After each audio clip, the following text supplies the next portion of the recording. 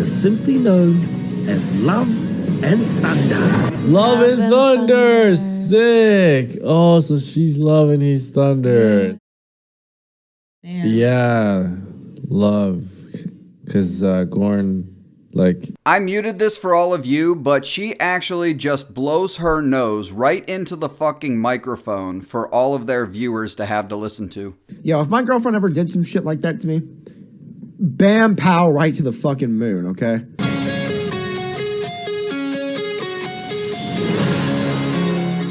Is my head still on my shoulders? Because I was loving the hell out of every second of this. God, looks like a fat Charlie Sheen with glasses. And this movie is not just awesome. This is one of my favorite MCU films in quite a while. The film is also genuinely brilliant and moving at moments. What?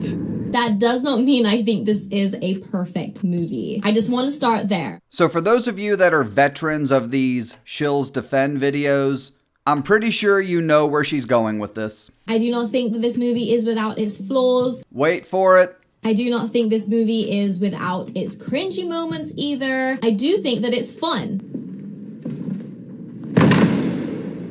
Every shitty MCU movie, they say that. And I think Thor Love and Thunder leaves you in such a good mood. I think people will have mixed things to say about the movie itself, but we'll overall feel good about Thor Love and Thunder. Yeah, that didn't age too well. I love the Ragnarok movie. That's my favorite Thor movie, hands down. And then now you give me this, and it makes it really hard for me to decide which one is better. Listen, Nut Gobbler. Ragnarok is significantly better. Because again, as I said, this movie does what's most important for a Marvel movie to do and why this franchise is so successful, and that it gets you really excited about what's next. God, another outrageous statement from Chlamydia Burns that didn't seem to age too well. Especially due to the fact that Thor himself disagrees with you when he said the movie was too silly and did not want to continue so long as fans roll their eyes. You fucking stupid bitch!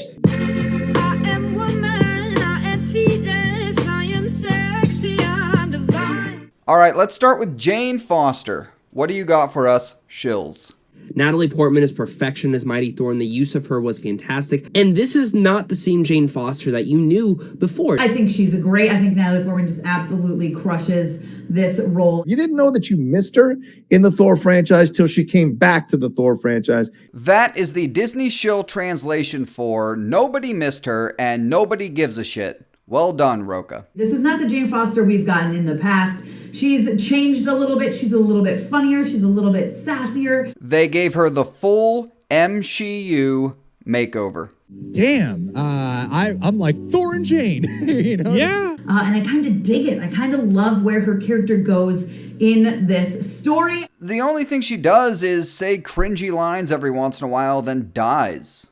All right, Shills, what about Valkyrie? The reason Valkyrie is my MVP... What did you just say? The reason Valkyrie is my MVP... The reason she's your MVP is because you're a woke MCU soy boy simp. But go ahead, try and convince me otherwise.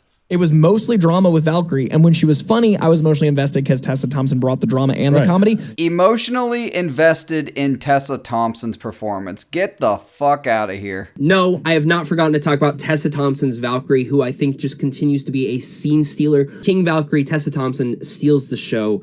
He literally says that right as he flashes an image of gore on the screen. Christian Bale gave a really good performance, and it's a shame that it had to be wasted on this clown movie. And by the way, if anyone deserves an MVP for this film, it's Christian Bale, not fucking Tessa Thompson. It's a very funny movie. Taika Waititi's a hilarious guy. It's a very funny movie. I did laugh out loud a number of times when I went to see it in the cinema. It was great to be with an audience in that regard because we were all laughing together. It was so funny. And that will distract you from what's wrong with it. All this stuff will distract you from what's wrong with it. You're an idiot. It's not funny. Therefore, it does not distract you from what's wrong with it. The fact that it isn't funny is one of the many things wrong with it, and even if it was funny, it still wouldn't distract you from what's wrong with it. The funny, like, love square, I guess, love triangle between him and his exes. Yeah. So when they finished making this movie, it was originally over 4 hours long. And while cutting the movie down, instead of giving more screen time to, say, your main villain or maybe the Guardians, Taika Waititi chose to include shit like this. Just checking. What? And the way Stormbreaker would like sometimes drift into frame menacingly was hilarious. I love humor like that. I thought it was just fantastic. Anybody who thinks that is funny sits alone at lunch. So, if you get a few laughs out of me, you're not that bad in my books.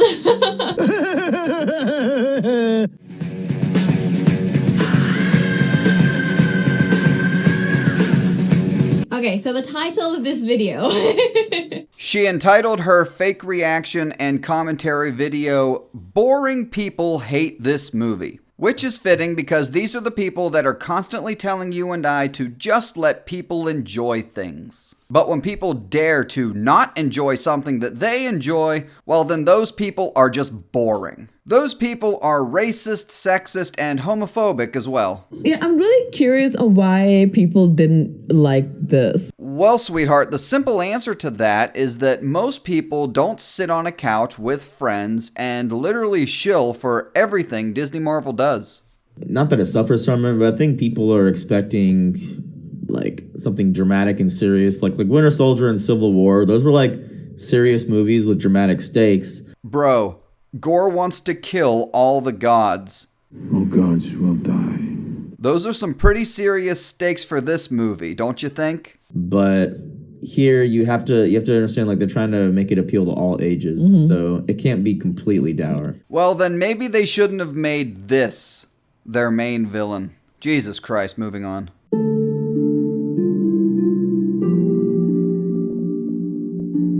I'm a complete advocate for same-sex relationships and marriages, 100%. Do whatever the fuck you want. There was a lot of that laced in here. No, there wasn't. Subtle references and scenes like this.